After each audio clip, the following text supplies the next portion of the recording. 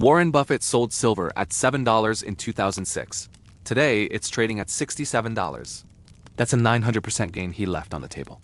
And for a man who built a $600 billion empire by never selling too early, that mistake stings. But here's what nobody's connecting. Buffett isn't just watching from the sidelines anymore. Berkshire Hathaway is in the middle of a $30 billion spending spree on renewable energy, solar farms, wind projects, battery storage. And every single one of those solar panels requires something Buffett understands better than anyone: silver. The same metal he sold too early is now embedded in the largest capital deployment Berkshire Energy has ever attempted. This is the story of how Warren Buffett turned his biggest commodity mistake into revenge. And if you understand what he's actually doing, the implications for 2026 are staggering. 1997. Buffett shocked Wall Street by accumulating 129 million ounces of silver, 4,000 tons of physical metal. Nearly 40% of the world's available supply. Bought in 6 months without moving the market. Cost: $680 million at around $5 an ounce. Why? Simple arithmetic. The world was consuming 100 million more ounces each year than mines produced. Above-ground inventories filled the gap, but those stockpiles were finite. Eventually, prices had to rise to restore balance. It worked. Silver climbed to $7.50. Berkshire made $97 million and exited in 2006. Then came the pain. Within 2 years, silver hit $13. By 2011, $48. Today, $67.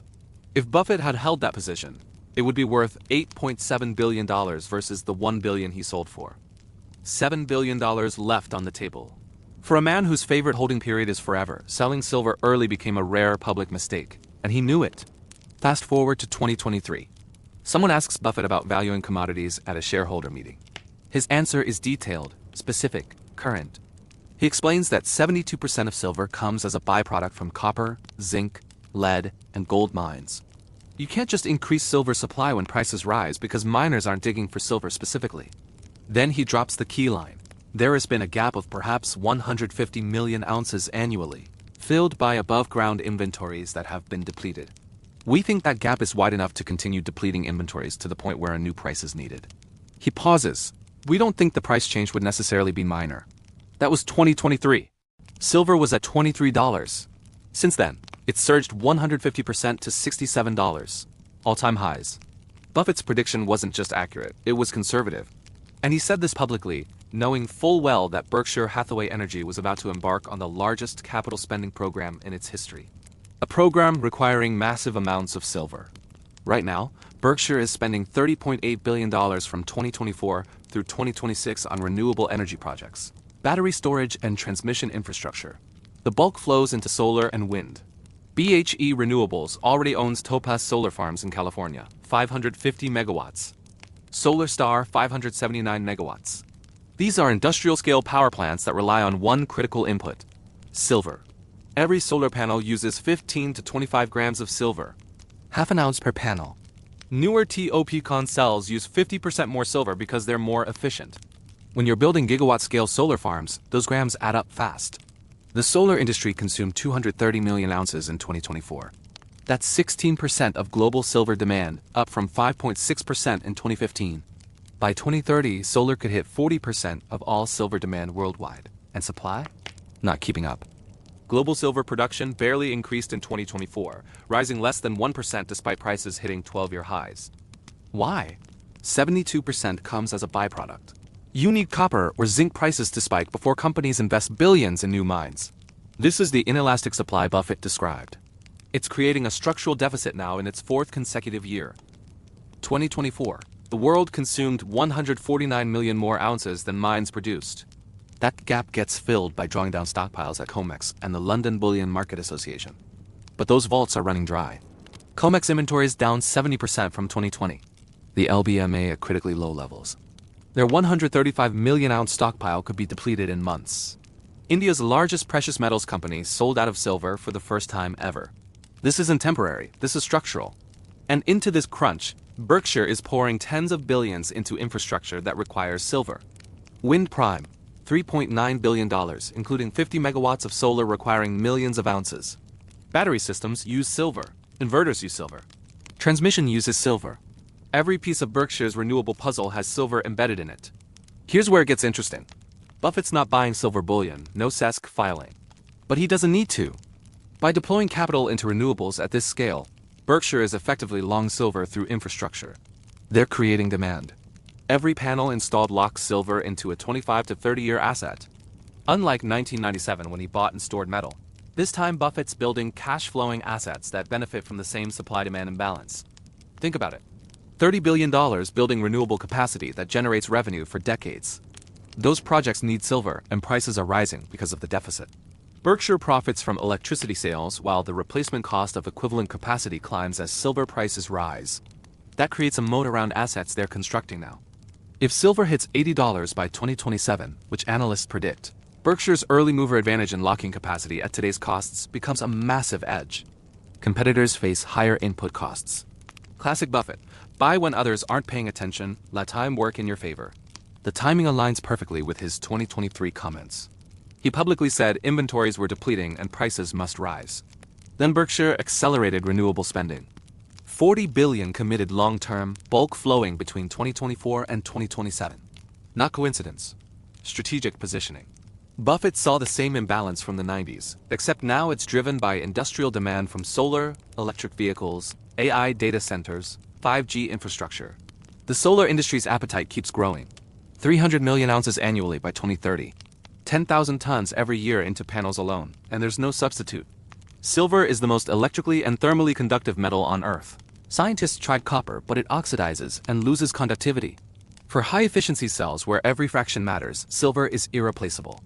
The industry reduced silver per panel through better techniques. But total consumption keeps rising because installation volume outpaces efficiency gains. Berkshire spending hits the market at the tightest moment. 2025 is the fourth straight deficit year, demand outstripping supply by over 100 million ounces. New mines take 5 to 8 years, and few are in the pipeline. Recycling provides 15% of supply, mostly from scrap and jewelry, not solar panels just now reaching end of life. For the next 5 years, the market depends on mine production barely growing and stockpiles draining fast. 2026 could be the inflection point. Models suggest silver breaching $80 if deficits persist. JP Morgan raised targets to $100 by 2027, citing industrial demand and supply constraints. Catalysts stack up. Fed rate cuts making non-yielding assets attractive, weaker dollar pushing prices higher, safe haven demand from geopolitical instability. Silver ETFs absorbed 95 million ounces in the first half of 2025, pushing global holdings near all-time peaks. But the real driver is industrial demand. Solar installations globally exceeding 600 gigawatts in 2025, potentially 700 in 2026. China adding hundreds of gigawatts. The US, Europe, India ramping up.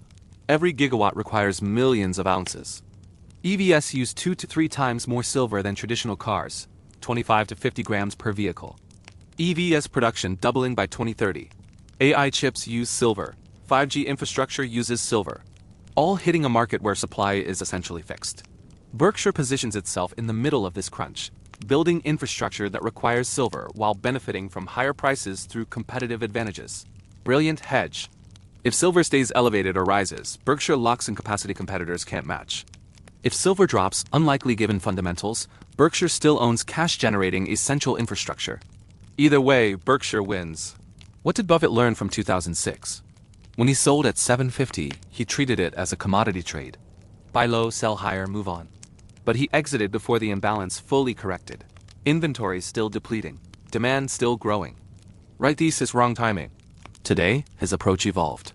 Instead of buying silver and waiting for prices to rise, he's buying infrastructure that creates the demand driving prices higher while generating revenue. Much more sophisticated. There's another layer few discuss. Berkshire's renewable push isn't just about silver. It's about securing critical supply chains for America's future. The U.S. is reducing dependence on foreign sources for critical materials and energy infrastructure. By building domestic solar and wind at scale, Berkshire positions itself as a key player. If silver becomes even more critical, which data suggests, Berkshire's early investments look smarter in hindsight. So what does 2026 mean? The setup stacks heavily for silver. Demand surging from multiple industries. Supply constrained and inelastic. Inventories at critical lows. Prices at all-time highs with room to run. And Berkshire, run by a man who made one of the great commodity bets then sold too early, is pouring tens of billions into infrastructure that requires the metal. This isn't speculation. This is observable capital deployment in real time. If silver hits $80 or $100 in the next couple years, Buffett won't be sitting on metal, he has to sell for gains. He'll be sitting on renewable energy assets more valuable because replacement costs are higher, generating cash flow while benefiting from the competitive moat created by locking in capacity at lower silver-adjusted costs. Multi-layered strategic positioning. He's not playing the same game. He's playing a different one entirely, benefiting whether silver goes up, stays flat, or drops modestly. The lesson from Buffett's silver revenge isn't that he's buying again. It's that he learned how to profit from the fundamental imbalance, without exposure to volatility and timing risk of owning a commodity directly. By building infrastructure that creates and benefits from silver demand, Berkshire turned his 2006 mistake into a masterclass in capital allocation. The world's most famous value investor saw this coming. He said it publicly in 2023. He's been deploying capital ever since. And unlike last time, he's not selling too early, because this time he's not holding silver. He's holding the future. And that's a bet Warren Buffett never sells. If this opened your eyes to what's really happening and why Berkshire's renewable spending matters more than people realize, hit that like button and subscribe. Because when silver breaks through new levels in 2026, you'll want to understand why and what it means for energy, infrastructure, and the economy. The patterns aren't hiding, they're in the capital flows. And the story's just getting started. Click the next video for another thought-provoking narrative. Thanks for watching.